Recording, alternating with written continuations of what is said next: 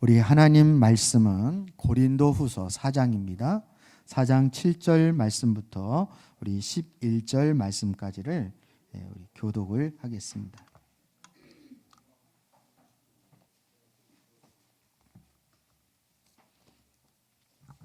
고린도후서 4장 7절 말씀부터입니다.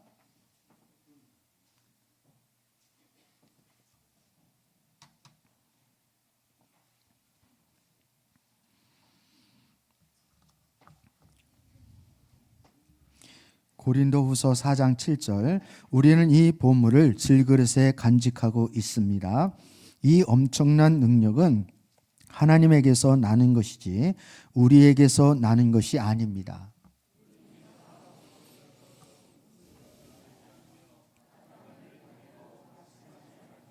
박해를 당해도 버림받지 않으며 거꾸로 들임을 당하여도 망하지 않습니다.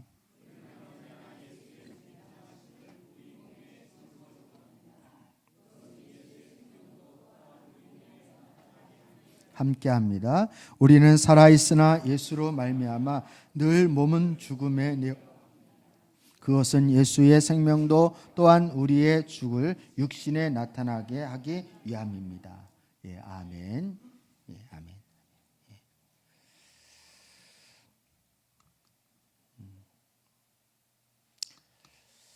예. 벌써 춘삼월이 계속 지나가고 있습니다. 우리 이 청학리의 봄은 아름답습니다. 제가 25년 전에 이 청학리에 입성할 때 낙이 타고 온 것은 아니지만 청학리에 올 때 이 덕능고개의 진달래 그리고 봄에 피는 그 개나리 만 반겨주는 것 같았습니다. 근데 참 이 청학리가 이렇게 아름답다 이런 생각이 제 마음속에 듭니다. 왜냐하면 하나님께서 이 청학리 가운데 함께 하시고 주님이 일하시기 때문에 더욱더 청학리가 아름다운 것 같습니다. 이 봄의 생명과 기운이 우리 사랑하는 성도님들 심령과 가정과 또 모든 영혼 가운데 충만하게 깃드시기를 주님의 이름으로 축복합니다. 우리 2019년도 표어가 제자를 삼는 제자가 되자라는 그런 표입니다. 하나님께서는 하나님 나라를 지금도 포기하지 않으시고 이루기를 원하십니다. 근데 그 하나님 나라를 이루는 하나님의 전략은 저와 여러분이 예수 그리스도의 제자가 되어지고 또 저와 여러분이 예수 그리스도의 제자를 삼는 것입니다. 그런 제자가 되어지는 것이죠. 그래서 이 하나님 나라는 그냥 이럭저럭 예수 믿다가 이 다음에 장차 죽으면 쏙 들어가는 그런 하나님 나라가 아니라 이미 회개하라 천국에 가까웠느니라 주님 말씀하신 것처럼 그 하나님 나라는 우리 가운데 임하였습니다. 저와 여러분은 그 하나님 나라를 위해서 부르심을 받은 주님의 신실한 제자라는 사실을 우리는 매 순간순간 잊어서는 안 됩니다. 잊어서는 안 됩니다. 뭐 사업한다고 여러분은 하나님과 관계없는 사람이 아니고요. 또 직장생활 한다고 하나님의 뜻하고는 나는 뭐 목사님이 알아서 할 거지 뭐 이렇게 생각하시면 안 됩니다. 여러분 우리 모두는 주님을 사랑하는 주님을 신뢰하고 믿는 천국 백성들은 하나님 나라와 의를 위해서 기도하고 하나님을 소망하는 하나님 나라를 소망하는 그런 하나님의 자녀가 마땅히 되어야 하는 것입니다. 이제 이를 위해서 우리가 제자 양육 그 교제를 계속 주일날 말씀을 나누고 있습니다. 1월 달에는 1월 달에는 복음이란 무엇인가라는 걸 통해서 우리 4주간을 나누었고요. 2월 달은 왜 복음이어야만 하는가라는 부분을 우리 살펴보았습니다. 3월 달에는 나는 죽고 예수 그리스도로 사는 삶, 즉 복음의 능력에 대하여 우리가 말씀을 나누는 그런 시간이 우리 3월 달이다 이렇게 말씀을 드릴 수 있습니다. 오늘은 그 세 번째로 내 안에 계신 예수 그리스도라는 제목을 가지고 말씀을 나누려고 합니다. 우리 오늘 본문 말씀 고린도후서 4장 10절 말씀을 우리 다시 한번 읽어보도록 하겠습니다. 고린도후서 4장 10절입니다. 시작. 우리는 언제나 예수의 죽임 당하심을 우리 몸에 짊어지고 다닙니다. 그것은 예수의 생명도 또한 우리 몸에 나타나게 하기 위함입니다. 사도 바울은 언제나 예수의 죽임을 우리 몸에 짊어지고 다닌다라고 했습니다. 그럼 사도 바울이 말하는 예수의 죽임 당함을 우리 몸에 짊어지고 다닌다는 말이 구체적으로 어떤 말인가? 이것은 예수님께서 말씀하신 대로 나를 따르거든 자기를 부인하고 자기 십자가를 지고 나를 쫓을 것이라 이렇게 말씀하셨죠? 한마디로 말하면 사도 바울은 자기 십자가를 지고 예수님을 따른다는 그런 뜻입니다. 그러면 이 십자가를 진다는 의미도 문자적으로는 알겠는데 그 의미가 구체적으로 어떤 것인지 감이 와요, 안 와요? 잘 안 오죠? 그래서 제가 여러분의 감을 잡을 수 있도록 이제 말씀을 한 구절 보려고 합니다. 고린도후서 1장 8절입니다. 왼쪽으로 두 장만 딱 넘기시면 나옵니다. 이제 고린도후서 1장 8절 말씀입니다. 8절 9절인데요. 시작. 형제 자매 여러분, 우리가 아시아에서 당한 환난을 여러분이 알기를 바랍니다. 우리는 힘에 겹게 너무 짓눌려서 마침내 살 희망마저 잃을 지경에 이르렀습니다.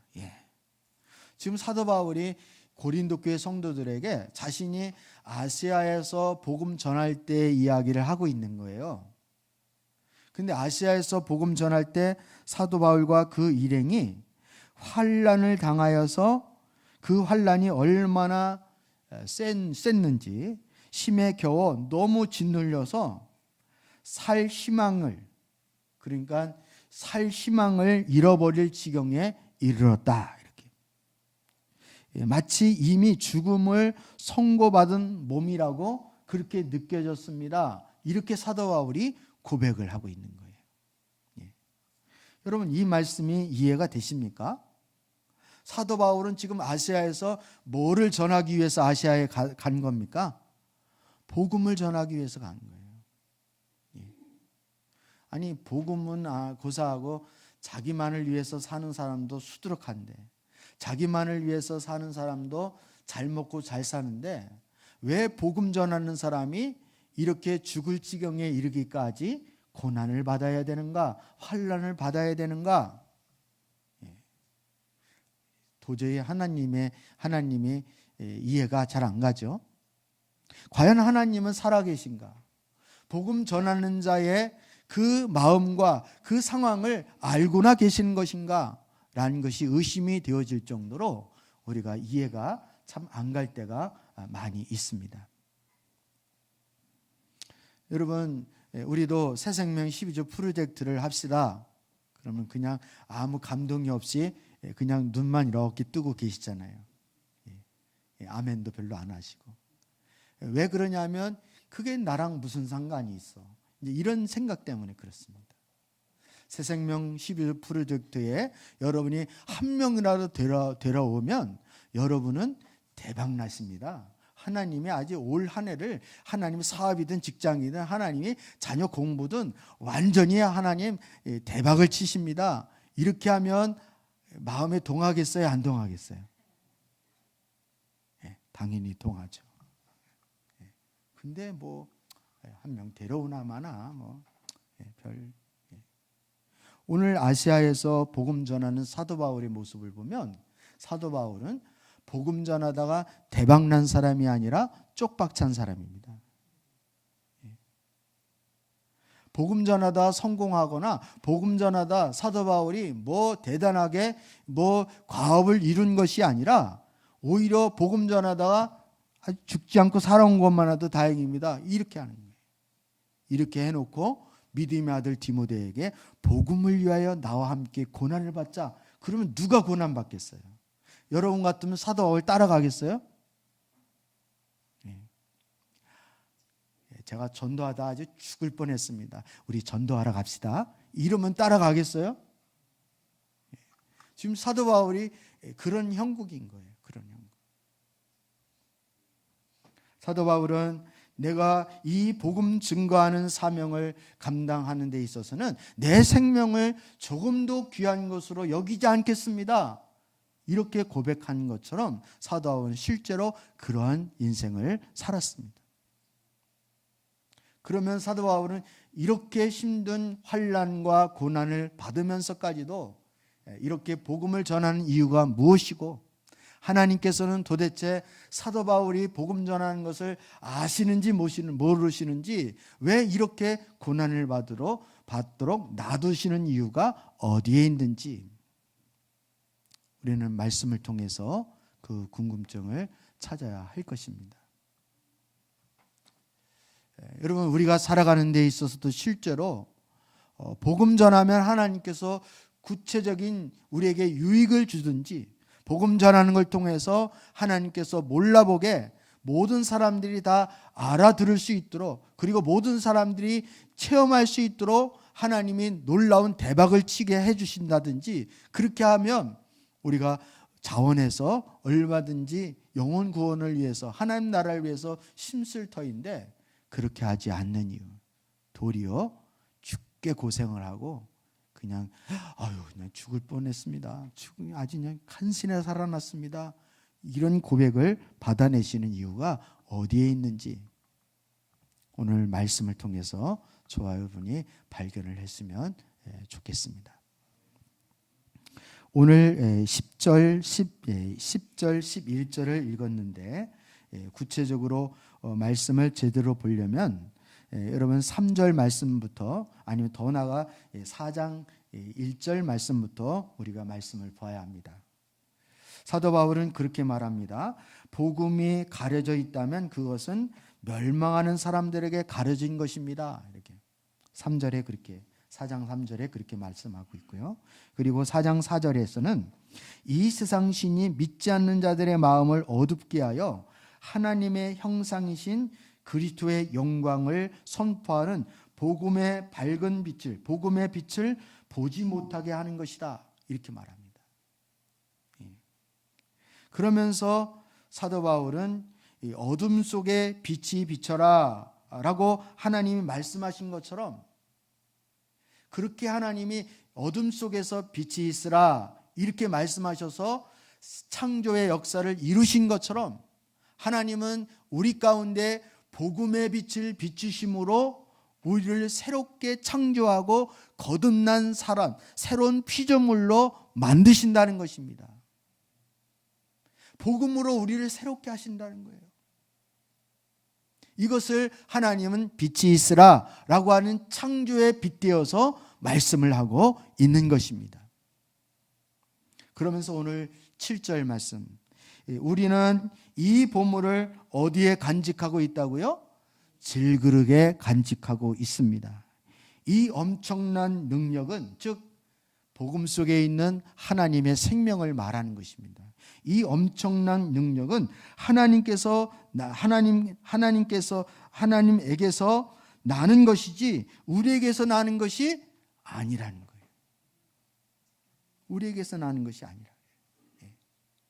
그러면서 10절로 넘어가면 우리는 언제나 예수의 죽임 당하심을 우리 몸에 짊어지고 다닙니다. 그것은 왜 예수의 죽임 당하심을, 즉 십자가를 몸에 짊어지고 다니느냐? 그것은 예수의 생명도 또한 우리 몸에 나타나게 하기 위함입니다. 11절, 우리는 살아있으나 예수로 말미암아 늘 몸을 죽은 몸에 내어 맡깁니다. 그것은 왜 죽은 몸에 우리에게 맡깁니까? 그것은 예수의 생명도 또한 우리의 죽음을 육신에 나타나기 위함입니다. 할렐루야. 나는 죽고 예수로 사는 십자가의 복음의 핵심은 죽음에 있는 것이 아니라 생명에 있습니다. 나는 죽고 여기에 초점이 있는 게 아니에요. 예수로 살고 여기에 초점이 있는 것입니다. 이거는 이와 같습니다. 예수님이 제자들에게 예루살렘에 올라갈 때 내가 예루살렘에 올라가면 장로들에게 이제 잡히게 되고 핍박을 받게 되고 십자가에 죽을 것이다. 그리고 제3일 만에 부활하게 될 것이다. 근데 부활한 후에 제자들의 상태를 보면 예수님이 이렇게 여러 번 말씀을 하셨는데도 불구하고 제자들이 기억하고 있는 건 뭐만 기억하고 있어요? 죽는다 이것만 기억하고 있지 다시 살아난다는 말은 기억조차도 하지 못하고 있는 거예요. 이처럼 우리도 십자가 복음을 이야기하는 궁극적인 목적은 내가 죽는데 그 초점이 있는 것이 아니라 내 안에 누가 사시고 계시다는 데 초점이 있는 거예요. 예수 그리스도께서 살고 계시다라는 것에 초점이 있다라는 사실을 우리는 알아야 됩니다. 예수님은 우리 안에 계십니다. 그런데 왜 우리는 예수님의 생명으로 살지 못하는 것일까요? 내가 죽었다는 사실을 믿음으로 받아들이지 않기 때문에 그런 것입니다. 여기서 좀 과외를 하고 들어가겠습니다. 말씀을 이해하기 쉽게. 그러면 예수의 생명이라는 게 도대체 뭔가? 좀 막연하죠. 굉장히 추상적으로 들릴 수 있습니다. 예수님의 생명이라는 게 뭔가? 예수님의 생명은 하나님 나라의 생명입니다. 하나님 나라는 생명입니다, 여러분. 하나님 나라가 왜 좋습니까? 하나님 나라가 무엇입니까? 라고 물은다면 하나님 나라는 생명입니다. 이렇게 말을 할 수 있어요. 이것을 계시록에서는 어떻게 표현하고 있느냐면 하나님 보좌에서 생수가 흘러나와요. 그 생수가 계속 어디로 흘러갑니까? 생명수 강으로 흘러가요. 하나님 나라의 그 생명수가 강의 강가에 나무가 있는데 그 나무 이름이 뭐라고요? 생명나무예요. 생명나무. 여러분 계시록을 읽어봤어야 그거 아시죠? 매일 창세기만 읽고 그리고 신약 읽어도 마태복음 복음서를 넘어가지를 못하고 이러면은 여러분 제가 이렇게 설교를 해도 무슨 말인지 잘 몰라요. 그러니까 어성경이 읽어지네를 하셔야 돼요. 성경이. 그러면 이제 제가 설교 때 인용하는 말씀이 여러분에게 쏙쏙 이게 들어와요.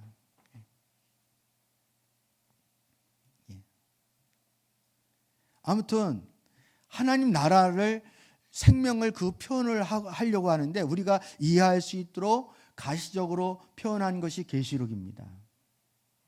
계시록 말씀. 새 하늘과 새 땅에.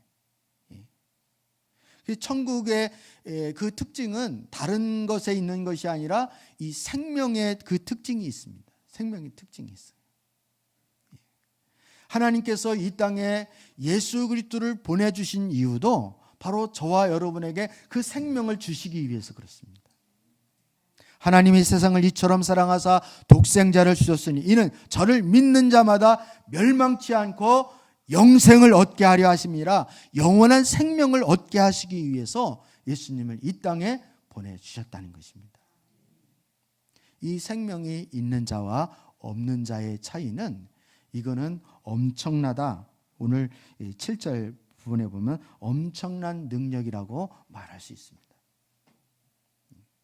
여러분 이건 이런 거와 같습니다. 예를 들면 여호와는 나의 목자시니 내가 부족함이 없으리로다. 그가 나를 푸른 초장 쉴 만한 물가로 인도하시는도다. 여호와는 나의 목자시기 때문에 내가 부족함이 없습니다. 할렐루야. 근데 이 시를 누가 쓴 거예요? 다윗이 쓴 거예요. 근데 다윗이 어떨 때 쓴 것입니까? 이스라엘의 왕으로 있을 때 쓴 것입니까? 아니면 사울에게 그냥 쫓길 때 도망자의 신세 때 쓴 것입니까? 도망자예요. 우리의 상식으로 생각을 해보면 다윗은 여호와는 나의 목자가 아닙니다. 그는 나를 아주 그냥 쫓기게 만드시고 나를 쉴만한 물가로 인도를 안 해주십니다. 이렇게 써야 맞습니다. 왜냐하면 다윗 상황이 그렇기 때문에. 그런데 다윗에게 뭐가 들어가니까요? 다윗에게 하나님의 생명이 들어가니까, 다윗에게 예수의 생명이 들어가니까 그 환경과 여건 상관없이 하나님으로 인하여서 자신은 행복하다는 거예요. 부족함이 없다는 거예요. 하나님이 날 책임져 주신다는 거예요. 그리고 내 앞전, 내 목전에, 원수의 목전에서 내 상을 베푸신다는 거예요. 내가 사망의 음침한 골짜기를 다녀도 그 해를 두려워하지 않는다는 것입니다. 이것이 예수님의 생명인 거예요. 또 하나만 더 얘기해 볼까요? 초대교회 때는 이 하나님의 생명이 교회 가운데 넘쳤을까요? 안 넘쳤을까요? 네, 넘쳤습니다. 그래서 초대교회는 그 자신의 재산을 다 팔아서 사도 바울 앞에 내려놓고, 그리고 핍박과 환란이 닥친다고 해서 초대교회 성도들이 굴복하거나 낙심하고 있는 것이 아니라 오히려 그것으로 인해서 가는 곳마다 복음을 전하고, 복음을 전하니까 사람들이 하루에도 3,000명씩 5,000명씩 막 하나님께로 몰려오는 거예요. 이게 예수의 생명입니다. 여러분, 우리 교회 가운데 주님의 생명이 부어지잖아요. 그러면 성도님들이 예배 시간 좋을까요? 안 좋을까요? 예. 그리고 새생명 프로젝트, 12주 프로젝트입니다. 그래도 그냥 남의 얘기처럼 들을까요? 그렇지 않을까요? 예. 예수의 생명이 있으면 우리 영혼 구원에 대해서 뭔가를 하자 그러면 우리 가슴이 어떻게 해야 돼요? 예. 바운스 이렇게 노래할 때만 이렇게 하는 것이 아니라, 우리 조용필이가 노래 부르면 이 바운스 이렇게 되어지는 게 아니라, 여러분 복음 얘기만 해도 가슴이 막 뛰어야 되는 거예요. 복음 얘기만 해도. 그게 예수 생명을 가진 자의 전형적인 특징이라고 말할 수 있습니다. 여러분, 이 생명이 어디에 담겨져 있는 것이라고요? 이 생명은 철그릇에 담겨져 있는 것이 아니라 깨어지기 쉬운 질그릇에 담겨져 있어서, 이 질그릇이 깨어져야 그 속에 있는 엄청난 능력의 하나님의 보화가 드러나게 되어지는 것입니다. 근데 저와 여러분을 뭐로 하나님이 부르셨다고요? 질그릇으로 부르신 거예요. 질그릇. 마치 마리아가 옥합을 깨뜨렸을 때 그 안에 있는 향유가 온 천지에 다 그 냄새가 다 진동을 하듯이, 복음 전하는 곳마다 주님이 그 사건을 알리라고 하신 것처럼, 이 복음이라고 하는 것은 우리의 질그릇이 하나님 앞에 깨어지게 되어질 때 드디어 우리 안에 계신 예수 그리스도의 그 엄청난 보물이 드러나기 시작하는 것입니다. 이 능력은 우리에게서 나는 것이 아니라고 말합니다. 바로 하나님께서 나는 것이라고 사도 바울은 고백하고 있는 것입니다. 그래서 사도 바울은 언제나 예수의 죽임 당하심을 자신의 몸에 짊어지고 다니는 이유가 바로 여기에 있다고 말씀을 하고 있는 것입니다. 사도 바울은 예수의 죽임 당함을 자신의 몸에 짊어 다니는 이유가 바로 예수의 생명을 나타나기 위해서, 드러내기 위해서라고 말합니다. 사도 바울은 예수님의 죽음을 짊어지고 살았습니다. 다르게 말하면 자기 십자가를 지고 살았다는 말입니다. 그가 항상 자기 십자가를 지고 살았던 그 이유는, 그럴 때만 예수의 생명이 자신을 통하여 나타날 수 있기 때문에 그런 것입니다. 예수님 안에서 죽는 사람은 어떤 시험도 이길 힘을 얻게 되어지는 것입니다. 죽음조차도 더 이상 그를 두렵게 할 수 없기 때문에 그렇습니다. 그리고 그런 믿음을 통하여 예수님의 생명의 역사가 나타나게 되어지는 것입니다. 여러분, 초대교회 성도들이 예수님을 여러분 편안하게 믿었습니까? 온갖 핍박과 환난 가운데 믿었습니까? 핍박과 환난 가운데. 그럴 때 이 히브리서 기자, 보통 히브리서를 누가 썼느냐? 사도 바울이 썼다 그래요.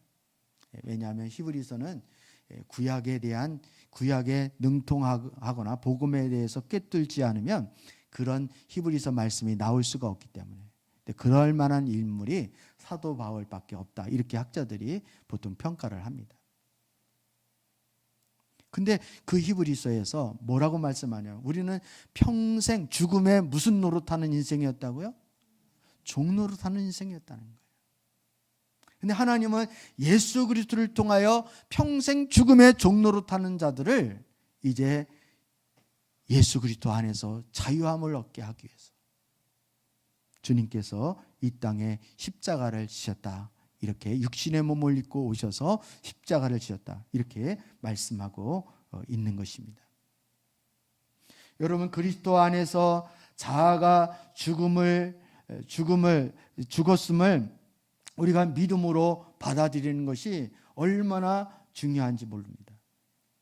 우린 믿음하면 그냥 성경책 끼고 주일날 교회 가서 예배드리면 그게 믿음이라고 생각하는 거예요. 물론 그것은 여러분 믿는 자가 할 수 있는 아주 극히 작은 것 하나밖에 안 되어지는 거예요. 예수님을 믿는다는 그 믿음의 출발은 복음으로부터 출발을 하는 거예요. 예수를 믿는다는 것은 내가 그리스도와 함께 죽었다는 것을 믿고 내 안에 내가 사는 것이 아니라 예수 그리스도에서 사신다는 사실을, 이걸 믿음으로 받아들이는 것, 여기서부터 믿음이 출발하는 것입니다. 우리가 예수 그리스도 안에서 죽었다는 사실을 믿음으로 받아들이게 되면 놀라운 축복을 누릴 수 있습니다. 그 축복 중에 하나가, 우리가 우리 자신을 감추거나 억누르거나 이렇게 하지 않고 우리를 얼마든지 언제 어디서든지 누구에게든지 드러낼 수 있는 자유를 얻는다는 것입니다. 뭐를 얻는다고요? 자유를 얻는다는 것입니다. 예를 들어 보겠습니다. 여러분, 갑자기 집에 귀중한 손님이 찾아오셨어요. 띵동 이렇게 봤더니 이 모니터에 얼굴이 딱 비치는데 정말 귀한 손님이 오신 거예요. 난리 났어요? 안 났어요? 난리 났어요. 급하게 그냥 막 마음이 막 급해가지고 그냥 막 장롱 속에다 막 구겨놓고 그냥 막 구석진에 놓고 문 닫고 그냥 막 이렇게. 근데 겉으로는 정리가 된 것 같은데, 그런데 여러분, 실제로 집안이 깨끗한 거예요? 아직도 지저분한 거예요? 그걸 깨끗하다 이렇게 말할 수는 없겠죠. 급하게 안전조치를 급하게 취했을 뿐이지 그 집안이 정리정돈이 제대로 된 게 아니에요. 많은 성도들이 신앙생활을 마치 이런 식으로 한다는 거예요. 우리 속에 죄와 교만과 성질을 우리가 힘겹게 감추고 누르고 살아가는 거예요. 감추고 누르면서 그것이 마치 승리한 것처럼, 그것이 내가 잘 관리하고 있는 것처럼 그렇게 생각하는 거예요. 그러나 그것은 드러나지 않은 것뿐이지 이긴 것이 아니라는 것입니다. 겉으로는 겸손한 척 머리를 숙이지만 속으로는 교만이 우리에서 머리를 든다면 그것은 겸손이라고 말할 수 없습니다. 아유, 차린 건 없지만 많이 드세요. 어디서 그런 거 먹어봤겠어? 뭐 이렇게. 속으로 그렇게 생각한다면 그것은 겸손이 아닌 거예요. 겸손이. 속에서는 그냥 부글부글 끓는데 이제 억지 웃음. 막 이렇게. 이걸 가면이라고 그러죠. 가면. 되게 이제 많은 성도들이 교회 올 때는 집에서는 한바탕 했어도 가면을 쓰고 이렇게. 가면을 벗으시길 바랍니다, 여러분. 가면을. 그런 사람들에게 신앙생활은 자유롭고 기쁜 것이 아니라 또 하나의 짐이고 스트레스가 되어지는 것입니다. 유교의 공자는 수신을 가르쳤습니다. 수신제가 지국평천하. 오래간만에 뭐 썼어요.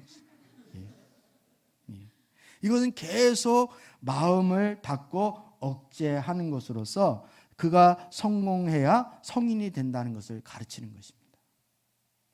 여러분, 그리스도인이면서 유교식으로 살아가는 성도가 얼마나 많이 있는지 모릅니다. 그들은 매사에 조심하고 또 조심하고 또 조심합니다. 이것은 바로 율법적인 신자라고 말할 수 있는 것입니다. 그러나 예수님의 제자는 억누르지 않습니다. 드러내고 또 드러내는 것입니다. 자신의 내면을 드러내면서도 두려울 것이 없습니다. 문제될 것이 없습니다. 왜냐하면 예수님은 내 안에서, 나는 예수님 안에서 이미 죽었기 때문에 그렇습니다. 내 자아가 죽었기 때문이고 예수님은 내 안에 주인으로 주님이 사시고 있기 때문에 그렇다는 것입니다. 이것이 그리스도인이 누리는 진정한 자유이고 이것이 축복이고 이것이 진정한 승리라는 사실을 기억할 수 있기를 축복합니다. 우리는 그래서 주님 안에서 모든 가능성이 다 열려있는 사람입니다. 우리 한번 옆에 분에게 그렇게 축복할까요? 우리는 주님 안에서 모든 가능성이 열려 있습니다. 이렇게.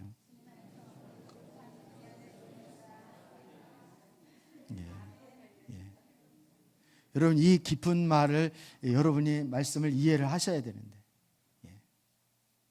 나는 이런 사람입니다. 나는 저러저러한 사람입니다. 그래서 나는 못해. 이게 아니라는 거예요. 내게 능력 주시는 자 안에서 나는 모든 것을 할 수 있습니다. 왜? 내 안에 내가 사는 것이 아니라 주님이 살고 있기 때문에. 주님 안에서 모든 가능성을 여러분 열어놓을 수 있기를 축복합니다. 이래서 안 되고 저래서 안 되고 이래서 못되고 저래서 못되고 이게 아니라는 거예요. 그런 나는 이미 십자가에 못 박혀 죽고 내 안에는 모든 것을 할 수 있는, 능력 주시는 자 안에서 모든 것을 할 수 있는 주님이 계신 줄 믿으시길 바랍니다. 많은 그리스도인들이 조금만 어려운 일이 생겨도 주님 왜 우리를 홀로 내버려 두십니까? 조금만 힘들어도 주님 왜, 주님 정말 살아계신 거 맞습니까? 주님 어쩌자고 나에게 왜 이렇게 합니까? 내가 주님 앞에 얼마나 했는데 막 이렇게 열심히 믿고 새벽기도 나오고 그랬는데 주님이 그럴 수 있습니까? 그러면서 서운해하잖아요. 시험 들 때가 그럴 때 아닌가요, 우리?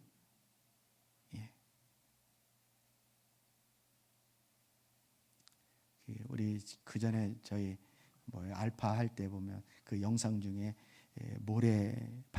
모래사장의 발자국인데 어떤 사람이 이제 아주 어려운 그 환난 가운데 있을 때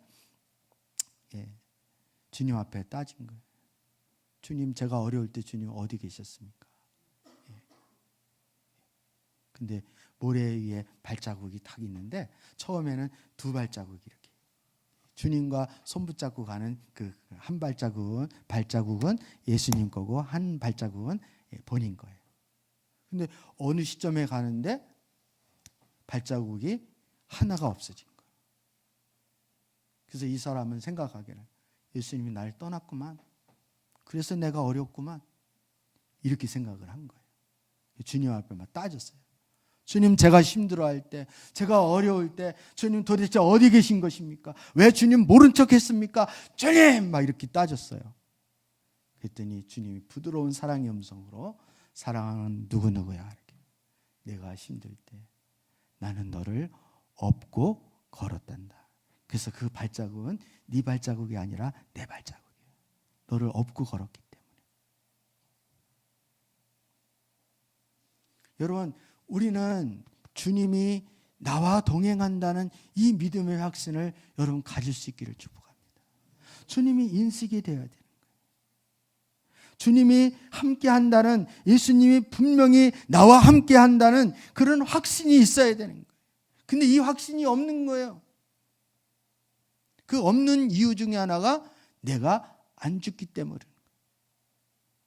내가 깨어지지 않기 때문에 그런 거예요. 내 목소리가 크니까 주님의 목소리를 들을 수가 없는 거예요. 내 생각이 너무 강하니까 주님이 뜻을 우리에게 보여주셔도 주님의 뜻을 모르는 거예요. 우리 모두는 예수님께서 우리와 함께 계시다는 것을 알고 있습니다. 성경이 그렇게 말하고 있기 때문에 그렇습니다. 그러나 이것은 지식으로 알고 있는 것뿐이지 나와 함께 계시는 예수님을 인격적으로 알고 있는 것은 또 다른 문제라는 것입니다. 저는 25년 가까이 목회를 하면서 제가 신방 갔는데 부부끼리 대판 싸우는 것을 본 적이 없습니다. 본 적이 없다고요. 목사 앞에서 부부싸움을 하는 사람이 있겠습니까? 부부싸움을 하는 것은 창피한 일이다라고 생각하기 때문에 그 어느 정도 싸울 사람은 아무도 없습니다. 그러나 예수님께서 여러분 안에 계시죠? 아멘 안 하신 분은 안 계신 거예요? 다시 기회를 드리겠습니다. 예수님이 저와 여러분 마음에 계시죠? 아멘이죠. 근데 여러분 그렇게 고백하면서도 부부싸움 지금까지 한 번도 안 해보신 분, 우리 박성호 집사님하고 윤경 집사님은 안 했을 것 같아요. 안 했어요? 예. 근데 부부싸움을 사람이 있다 이렇게 할 때는 안 하는데 왜 예수님이 우리 마음속에 계시다 이렇게 그렇게 고백을 하면서도 하는 이유가 어디 있습니까?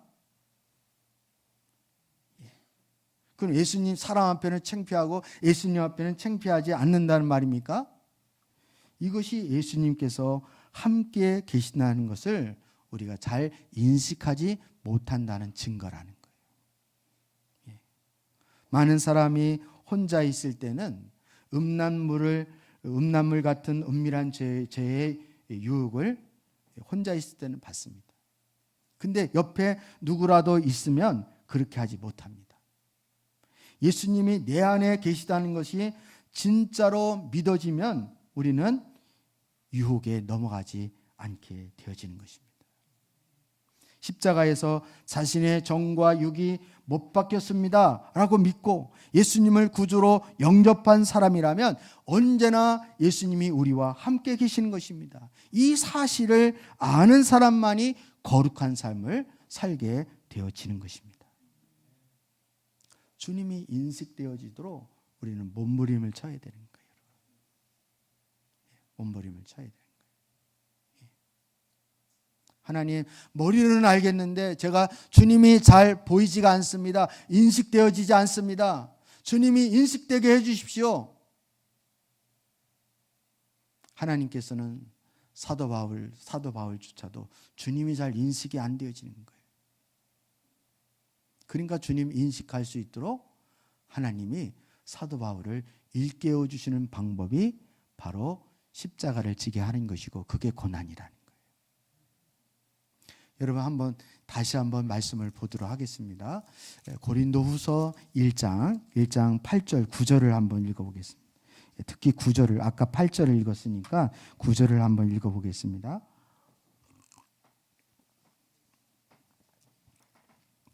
고린도후서 1장 9절 시작. 우리는 이미 죽음을 선고받은 몸이라고 느꼈습니다. 그렇게 된 것은 우리 자신을 의지하지 않고 죽을 사람을 살리시는 하나님을 의지하게 하기 위함이었습니다. 우리 인생에는 죽으면 큰일이죠. 죽는 게. 죽으면 끝이고 죽는 게 두렵잖아요. 왜? 죽음의 종로를 타고 있기 때문에. 근데 하나님께서는 죽음이 별 문제예요? 대수롭지 않은 거예요.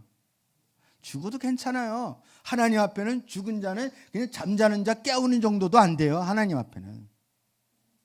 우리에게는 죽는 것이 그게 제일 큰 문제라고 생각이 되지만 하나님 앞에는 아무 문제가 안 되어지는 거예요. 문제는 뭐냐면 우리 인생이 주님을 인식하지 못한다는 거예요. 그래서 주님을 의지하지 않는 거예요. 이게 문제. 그래서 하나님의 생명에서 끊어지는 게 이게 문제인 거예요.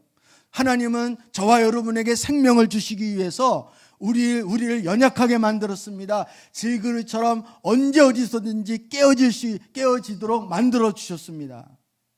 그래서 환난을 통하여 고난을 통하여 우리가 깨어지고 죽는 소망이 끊어지는 그 순간에 하나님을 붙잡을 수 있도록, 주님을 의지하도록, 주의 생명을 얻도록 하기 위한 것이 하나님의 마음이라는 것입니다. 그래서 하나님께서 사도 바울을, 그렇게 복음 전하는 사도 바울을 그렇게 만드는 거예요. 여러분, 예수 그리스도의 생명이 그 사도 바울을 통해서 얼마나 많이 흘러 넘쳤습니까? 그래서 수많은 사람들을 구원으로 이끌게 되어지고 하나님 나라의 일꾼으로 우뚝 서게 되어지는 것입니다. 이 놀라운 복음의 비밀을 누가 알 수 있겠습니까? 하나님을 인식하는 것이 우리가 얼마나 중요한지를 하나의 예를 듣고 말씀을 정리하도록 하겠습니다. 창세기에 보니까 요셉이 보디발의 아내의 유혹을 받았습니다. 어떻게 유혹받았는지 성경에 자세히 기록 안 해서 잘 모르겠습니다. 야시시한 옷을 입고 요새 이렇게 했는지는 잘 모르겠지만, 아무튼 이렇게 하고 이렇게 그냥 그때 요셉의 반응이 창세기 39장 9절에 나와 있습니다. 우리 39장 9절을 한번 읽어보겠습니다. 시작. 이 집안에서는 나의 위에는 아무도 없습니다. 나의 주인께서 나의 마음대로 하지 못하게 한 것은 한 가지뿐입니다. 그것은 마님입니다. 마님은 주인 어른의, 그런데 내가 어찌 이런 나쁜 일을 저질러서 하나님을 거역하는 죄를 지을 수 있겠습니까? 내가 어찌 이런 나쁜 일을 저질러서 하나님을 거역하는 죄를 지을 수 있겠습니까? 이게 보디발에게 요셉이 한 말이에요. 이걸 원어적으로 이 의미를 다시 해석을 한다면, 하나님을 거역한다라는 이 말은 하나님 앞에서라는 의미가 여기 포함되어 있다고 그럽니다. 즉 코람데오. 요셉 안에 뭐가 있기 때문에요? 요셉 안에는 뭐가 있는 사람입니까? 하나님의 생명이 있는 사람이에요. 오늘날로 우리로 말하면 예수의 생명이 요셉 안에 있는 사람입니다. 따라서 요셉은 감옥에 있든지 어디에 있든지 상관없습니다. 왜? 요셉 안에는 하나님의 생명이 있기 때문에. 그 생명이 있는 사람은 하나님을 인식하는 사람입니다. 하나님이 인식되어지는 사람이에요. 그래서 보디발의 아내가 아무리 유혹을 한다 할지라도 요셉은 어디에 있다라는 인식을 가지고 삽니까? 하나님 앞에서라는 인식을 가지고 살고 있기 때문에 그 죄를 이길 수 있는 능력이 있는 것입니다. 하나님은 저와 여러분에게 그러한 믿음, 그러한 생명을 주기를 원하십니다. 조금만 몸이 아파도 포기하고, 조금만 장애가 있어도 안 되고, 그리고 바빠서 안 되고, 졸려서 안 되고, 배불러서 안 되고, 이런 것이 아니라 하나님의 생명이 있으면 우리는 주님 안에서 모든 가능성이 열려 있는 것입니다. 사도 바울이 왜 내게 능력 주시는 자 안에서 내가 모든 것을 할 수 있다 이렇게 고백을 했을까요? 사도 바울 안에 이 예수 생명이 있기 때문에 그런 거예요. 요셉은 이렇게 보디발의 아내를, 그 유혹을 예수 생명으로 극복했는데 그 대가로 감옥에 가야 했습니다. 요셉이 유혹을 이길 수 있었던 것은 하나님께서 함께 계신다는 사실을 너무나도 분명하게 인식했기 때문에, 그것이 실제였기 때문에 이길 수 있는 거예요. 사랑하는 성도 여러분, 다른 사람을 의식하는 것처럼 우리도 예수님을 인식하고 예수님이 내 안에 계시다는 사실을 늘 인식할 수 있는 그런 하나님의 자녀들이 되어질 수 있기를 축복합니다. 그것이 인식되어지지 않는 것으로 인해서 우리는 하나님 앞에 은혜를 구하시고 몸부림을 쳐야 합니다. 하나님, 왜 내가 하나님이 실제 내 안에 계시다는 것이 왜 인식이 안 되어집니까? 내 목소리가 커서 그렇습니까? 내 주장이 커서 그렇습니까? 내가 버젓이 살아있기 때문에 그렇습니까? 주님, 나는 십자가에 이미 못 박은 존재입니다. 내 육과 정이 이미 십자가에 못 박혀 죽었습니다. 내가 죽고 내 안에 주님이 사십니다. 이런 믿음의 고백이 있을 때 주님이 그때서부터 우리 안에 인식이 되어질 줄 믿습니다. 그리고 그 주님 따라갈 수 있는 우리 모두가 되었으면 좋겠습니다. 하나님은 저와 여러분을 통해서 이 예수의 생명을 드러내는 자, 그리고 그 생명을 흘려보내는 자로 만들어주고 싶은 것이 주님의 마음이라는 사실을 기억했으면 좋겠습니다.